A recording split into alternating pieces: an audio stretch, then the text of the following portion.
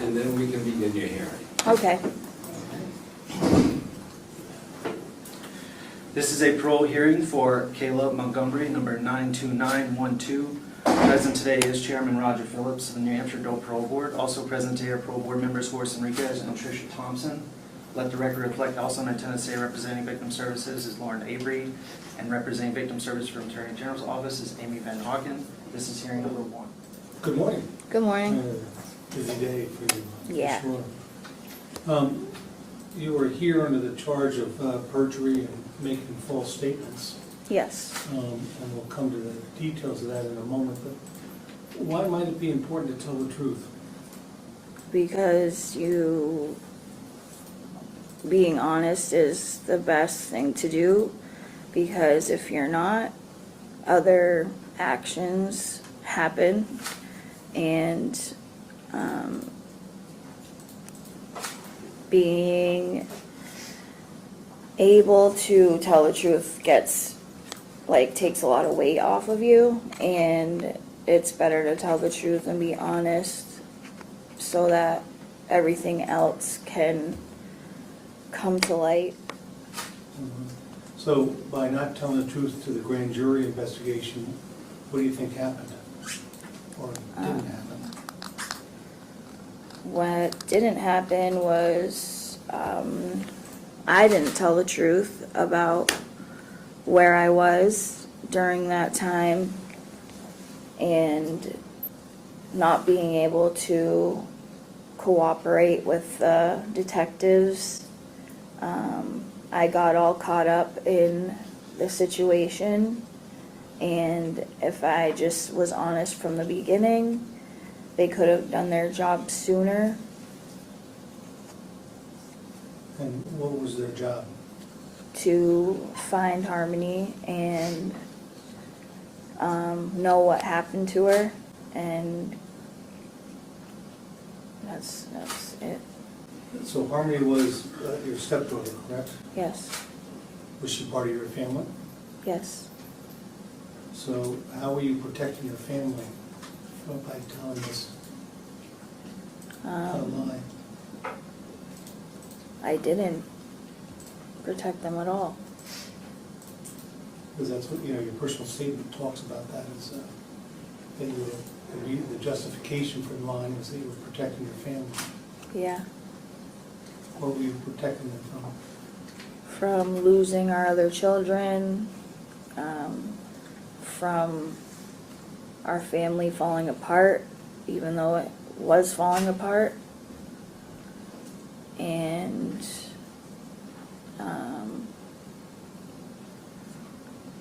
not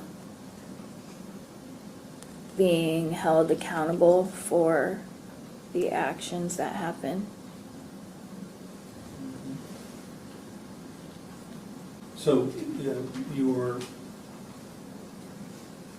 sort of acknowledging the fact that you did lie, Yes. correct?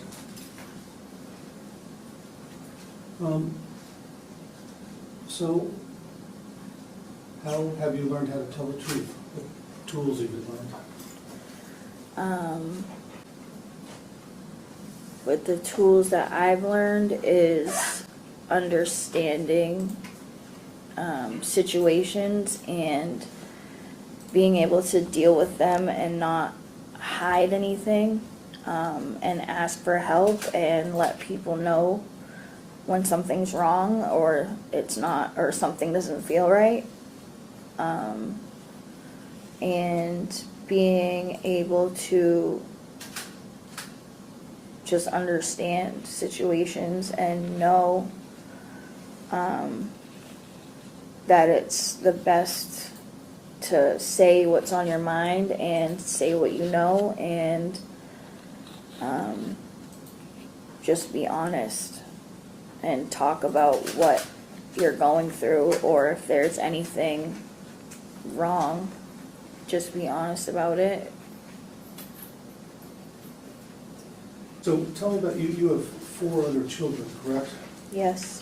And what's happening with them?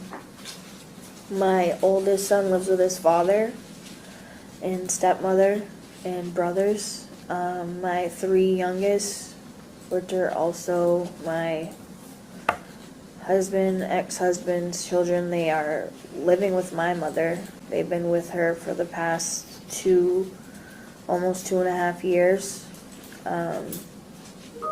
And I ended up losing my rights to them because of my crime that I am connected to.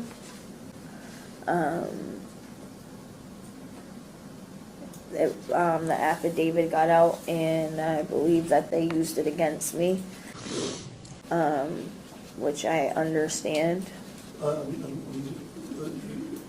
know what you're talking about here. For my kids, so I ended up losing my kids. I lost the rights to my kids. Right. And the affidavit that got out about Harmony, and what it was saying and details that it was saying, I feel and believe that the CASA and the judge in that case, I believe that they were using the affidavit against me. So I lost my rights to my kids. Do you have the ability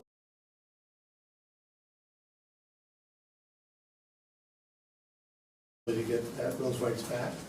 I can, yeah. I put an appeal in. Okay.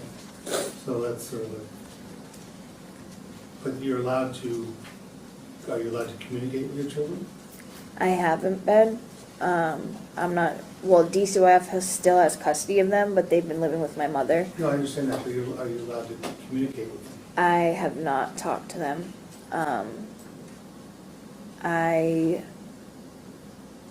I know my mother has been taking care of them. I understand, but you have not, No, I haven't been because able you're not allowed to. to, or because I don't know if it's because I'm not allowed to, or my mom's just not choosing to allow me to talk to them because I lost my rights and DCYF has custody of them. So I don't know if it's because of that.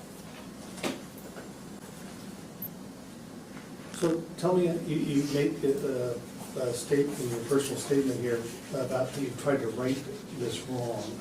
Yes, How have you tried to do that? by telling the truth about what happened to Harmony and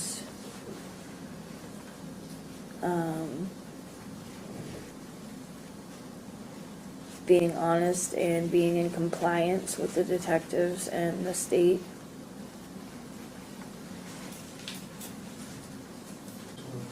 I have just a couple of questions.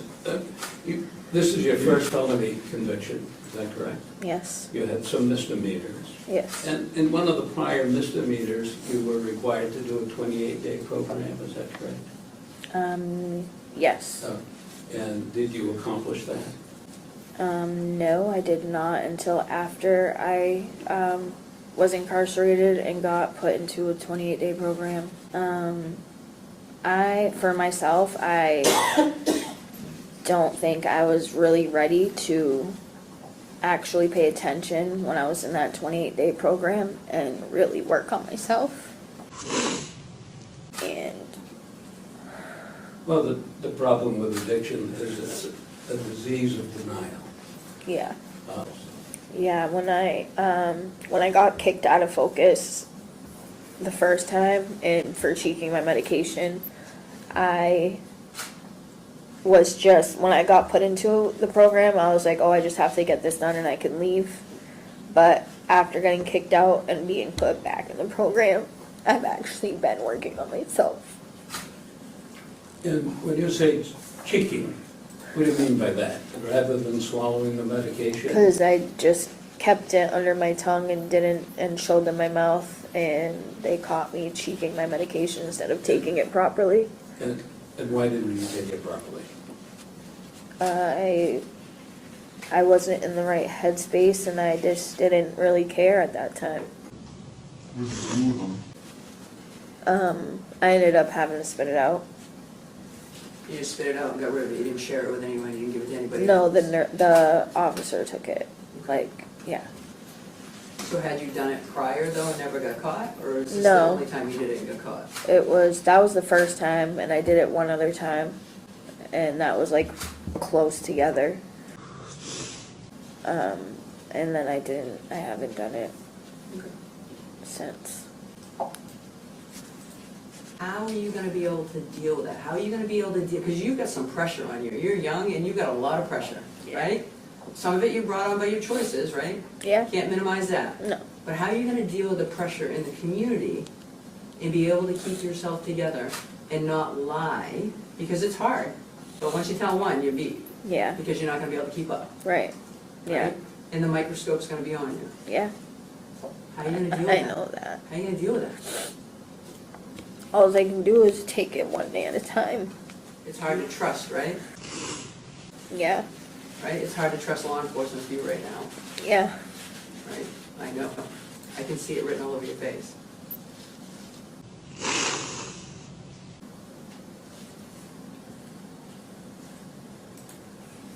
So what do you think the big differences are, the supervision for you with probation and parole? Supervision levels. I feel that parole is higher than probation. Higher how, though? What do you think that your parole officer is gonna have you do differently that your probation officer didn't have you do? I honestly don't know. Probably have to report more, probably have more drug screens, probably more home visits, Yeah. right? Probably check on programming more, right? A little stricter. You know, you talked about your children a little bit. Yeah. You went through Family Connections. Yeah. Never at any point during Family Connections, with all the resources they have, did you want to read a book and record it and send it home to your family for your kids to listen to? Did you ever want to do any of those things that they had? Because I know that that's an I option. have. Okay. I've done the Cliff thing where you get books and you can send them. I have wanted to do the recording, but I don't want to do it and they can't listen to it, or it's just hard right now with the kids. It's hard. Do you think that it will make you feel like you're trying? By doing nothing, right? Because it sounds like you really want a relationship still with your children, but you just don't know if you can go there. Yeah, because it's up to my mother. Yeah? But there's all these options and things that you could have done to try to, at least try to have some sort of relationship. You don't need to know if they get there. You just need to know that you did it. I have been doing stuff. Okay. I've been doing the Cliff thing. I've been making blankets. I've been making pictures. I've been doing a lot of things. Okay. And I'm still in the FCC program. I've still been doing parent support groups, and I did the parenting class and the healthy relationships, and I see Mrs. B once a week with the support groups. And you talked about that, you know, disciplinary was an issue for you when you first got here. You completed all your extra duty hours. Yes. Okay. What did you do for extra duty hours here? Shoveling. I did most of it was shoveling, ice scooping, cleaning the day room, the windows, the workout room. Just did a lot of cleaning. Do you have a job here? Yes. Okay. So my last question is, what are your goals? What is your 5-year goal from today? If you're granted parole, what is your goal? I don't even, just my recovery is number one. And just keep doing the right thing. That's just what's been in my mind, to be honest. So when you went to school growing up, right, some people say, I want to be a doctor, I want to be a lawyer, I want to be a police officer. What did you want to be? I wanted to be a veterinarian. Still want to be a veterinarian? Yeah? Sounds like a good goal.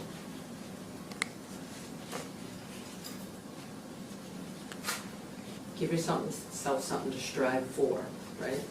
Working on your recovery is fantastic, but you gotta do something for yourself. Yeah. Because if you don't, your mind's not gonna stop. Right? And if your mind doesn't stop, what are we gonna do? Relapse. We're gonna go back and self-medicate. And then you're gonna get in the cycle again. You've gotta take time for yourself. You gotta figure it out. It's not easy. You're gonna feel selfish, but you have to do it. That's how I already feel.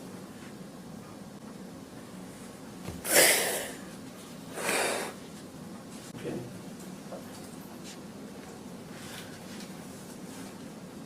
All right, we've communicated, and we're going to grant you the privilege of parole. It'll be on standard conditions. You must complete focus. You must comply with your approved home plan.